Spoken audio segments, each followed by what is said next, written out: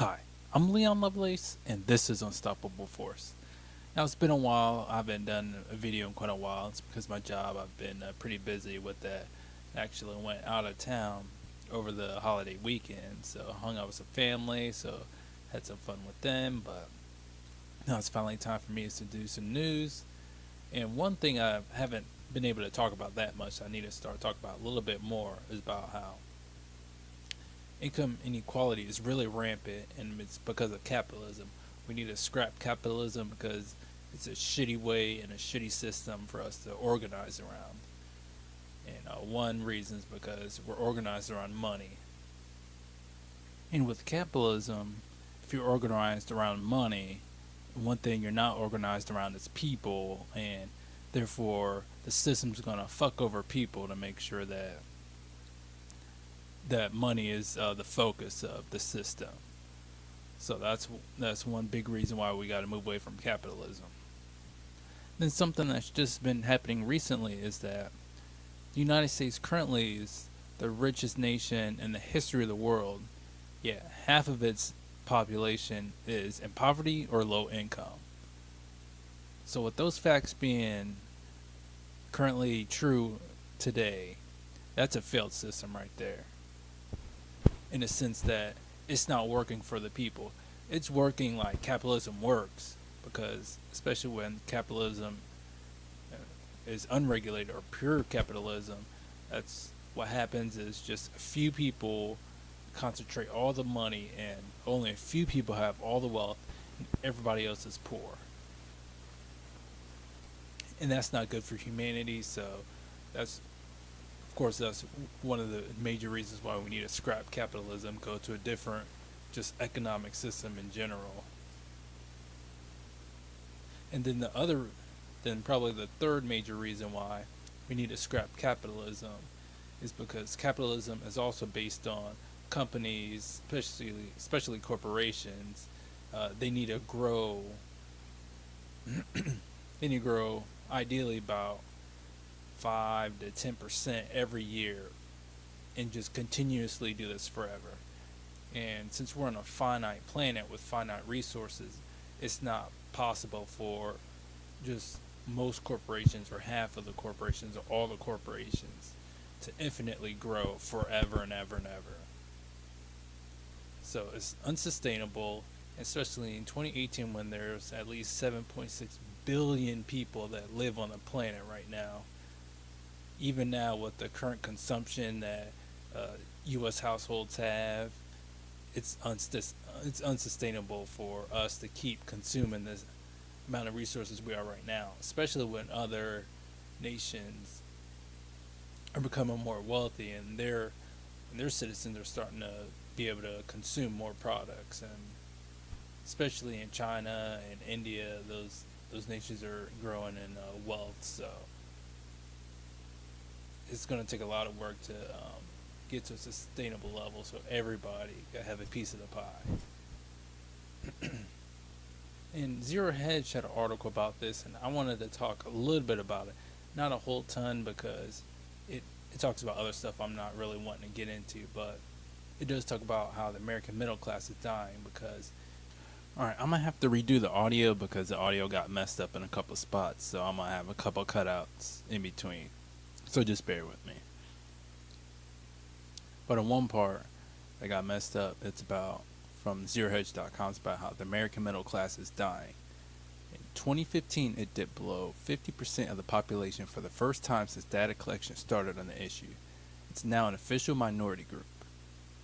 Meanwhile, nearly half of Americans don't have enough money to cover a surprise $400 expense.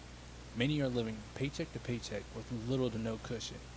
U.S. homes are less affordable than they've been in decades, possibly ever. And then the next part, the audio got messed up on when I was talking about how it's not just that housing expenses has skyrocketed over the last 3 or 4 decades, but it's also higher education expenses have skyrocketed too. So with those important expenses going up by a large amount or exponentially,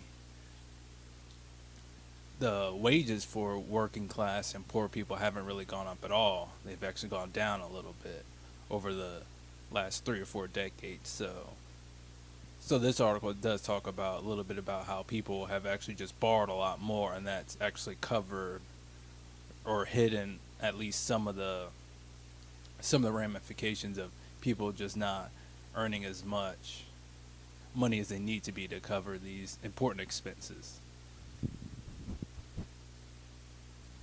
And this article doesn't get away from my new pet peeve, is that median.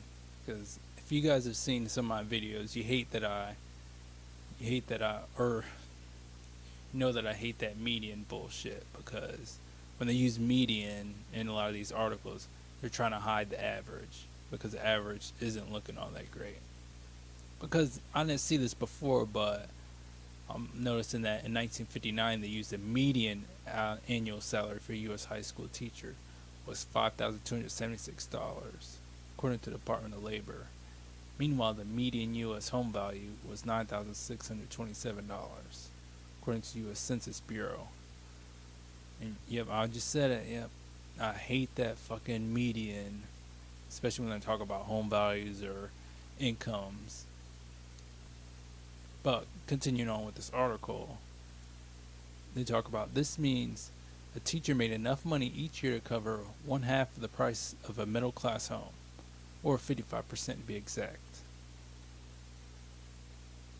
So it says, how does your annual income compare to the price of your home? I bet many people make far less than 55% of their home value. Because right here it says, today the median purchase price of a U.S. home is $241,700. To maintain a 1959 income to home price ratio, a high school teacher would have to make $132,935 annually.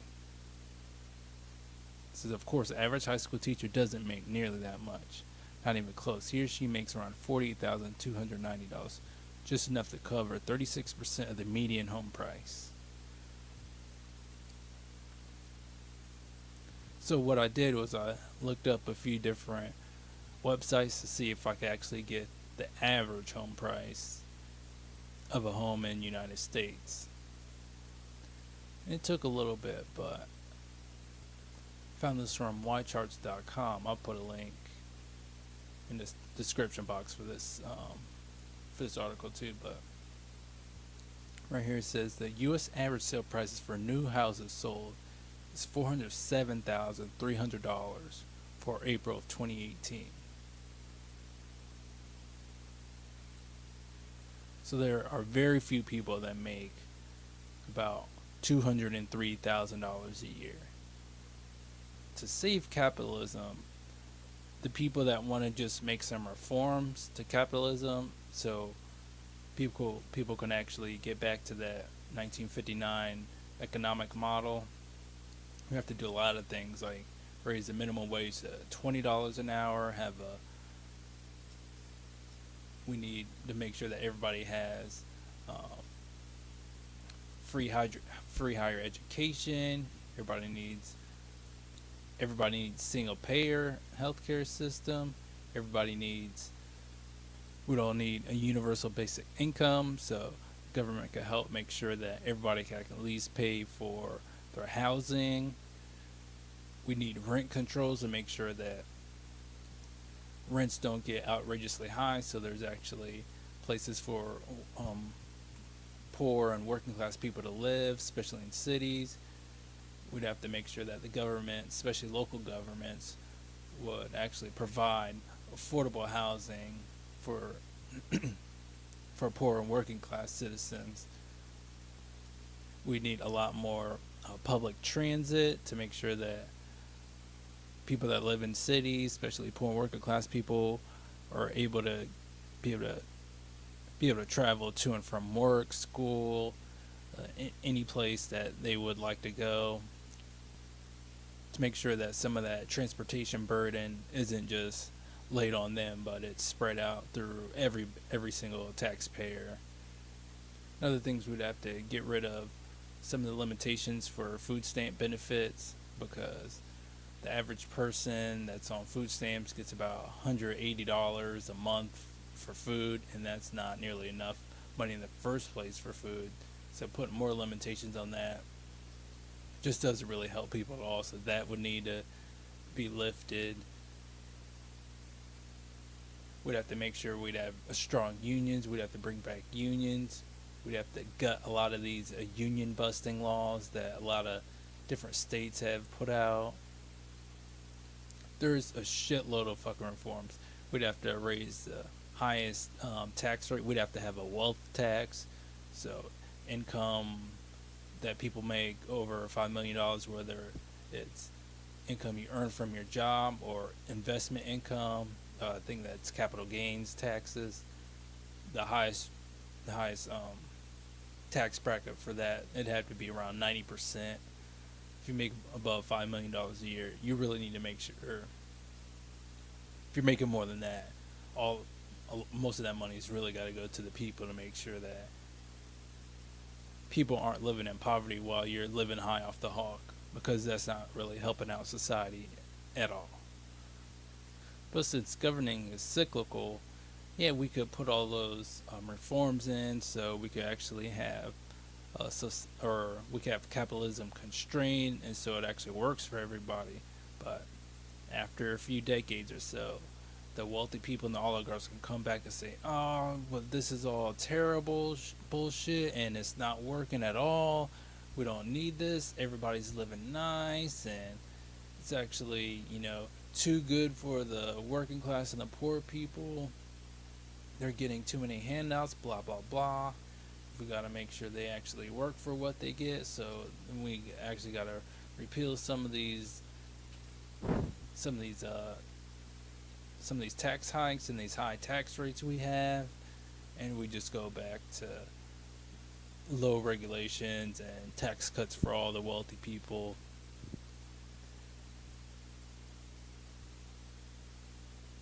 And it'd just be a disaster for people all over again. So instead of just going through the cyclical, let's go and have high taxes and actually provide for most of the people to just fucking over most of the people. Let's just organize around something else besides capitalism, because capitalism is not structured to work for everybody.